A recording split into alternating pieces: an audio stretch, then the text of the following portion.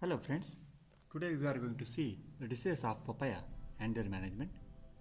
In papaya, we are going to study foot rot of papaya, then mosaic of papaya, then leaf curl of papaya. So these are three important diseases of papaya that will occur everywhere on papaya field. First, papaya foot rot.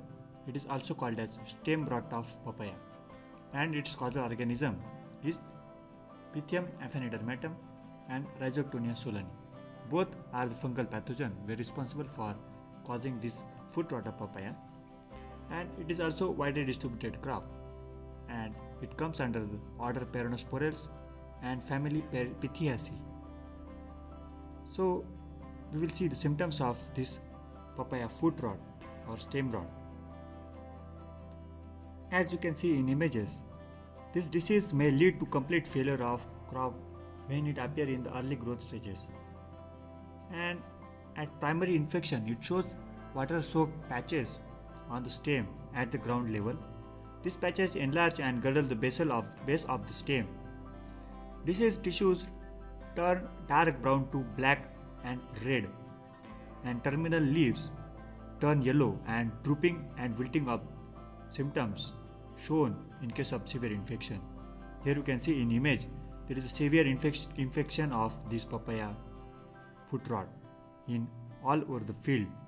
So drooping and wilting and water soaked patches, these are some particular marks of identification to identify this papaya foot rot. After that, disintegration of parenchymatous tissues at the base of the stem takes place. The entire plant topples over the ground, the internal tissues dry up and give a honeycomb-like appearance. So this is one of the another marks of identification, that is honeycomb-like structure were produced by infection of this foot rot of papaya.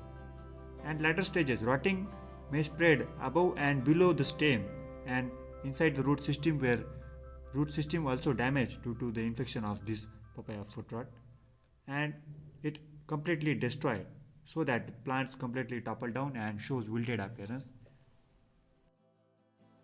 These fungi survive in the form of oospore in case of Pythium and in the form of Sclerotia in case of Rhizoctonia. So these both fungi were responsible for development of this disease, and they were present in soil, and primary source of infection is always by oospore and Sclerotia present inside the soil. The infected seedlings raised in the nursery or in infected soil, which carry this disease into the main field. And secondary source of infection is sporangia and the zoospore, which were produced by this pathogen. For management of this papaya foot rot, we have to use integrated management practices. That means seed treatment of Captan or chlorothalonil, that is 4 gram per kg of seed for development of the nursery plants. Similarly, seedlings should be raised on well-drained nursery area. The waterlogged condition should be avoided. Because of this waterlogged condition, this fungal pathogen were increased their population in water and in such waterlogging condition. So such waterlogging condition should be avoided. Diseased seedlings should be uprooted and destroyed immediately after the infection of these fungal pathogens. And if the emergence arises, or if you want to avoid this disease completely, so for that we have to apply fungicidal treatment. That means drenching with fungicide like metalaxyl, tridamorph, copper oxychloride. These are some fungicides were recommended for drenching in tree basin, so that the spore population or the fungal mycelium which are present inside the soil will get killed, and we will avoid the primary source of infection. So this is all about management of this foot rot of papaya. Next disease is mosaic of papaya, and its causal organism is papaya mosaic virus, that is Carica virus 1. Now we will see symptoms of this papaya mosaic virus. The most typical mosaic symptoms were shown by this viral disease, showing chlorosis with dark green blisters on leaves. This is the particular marks of identification for papaya mosaic. Top young leaves of diseased plants are much reduced in size and show blister-like patches of dark green tissues alternating with yellowish green lamina and puckering. Leaf puckering, distortion, shortening of internode, chlorosis, and blister-like appearance. These are some characters of this papaya mosaic virus. The leaf petiole is reduced in the length and top leaves assume a upright position. On diseased fruit, circular water-soaked lesions were developed with central solid spot appear. Fruits are deformed, elongated and reduced in size, and low quality of fruit were produced after the infection of this papaya mosaic virus. And no reduction in the flow of latex is also the character of this papaya mosaic virus. And this papaya mosaic virus is transmitted through Aphids gossypi, Apis gossypi and Apis mellicornis. These are some insect vectors which were responsible for transmission of this disease, and this disease also transmitted by chaff, grafting and several insects. So these are all about mode and spread of this viral disease. For management of this papaya mosaic, we can only control its insect vectors which were responsible for spreading and transmitting of this disease from infected portion to the healthy portion. So that we have to only control such insect vectors, that is aphid, and for that we can use monoprotophos or methyldameton at the rate of 1 to 2 ml per liter, so that we can control them easily.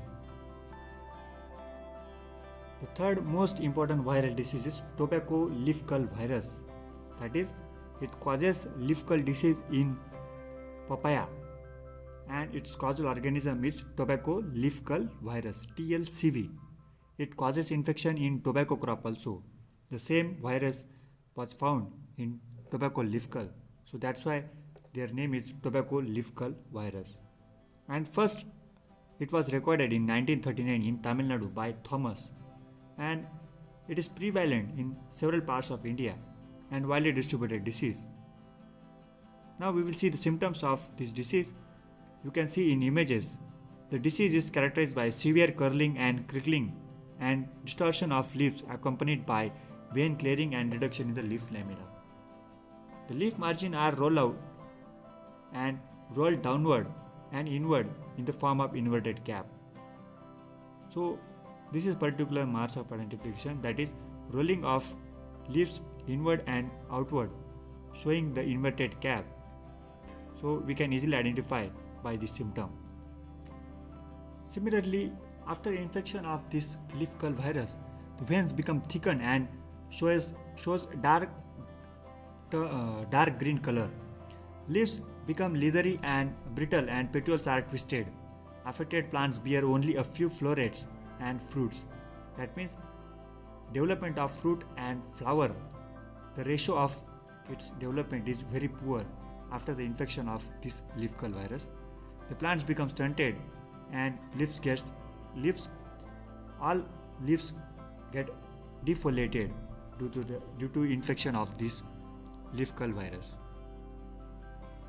Mainly white fly, that is Bemisia tabaci, is responsible for transmission of this disease from infected to healthy person, and this viral disease is not sap transmissible. So we have to take consideration of this point, that the papaya leaf curl virus is not sap transmissible, but it is transmissible by white flies, that is Bemisia tabaci.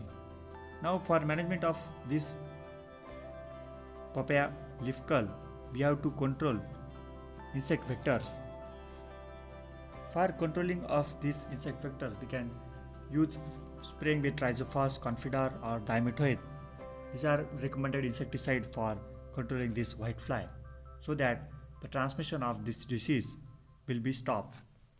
So this is all about management practices of this papaya leaf curl.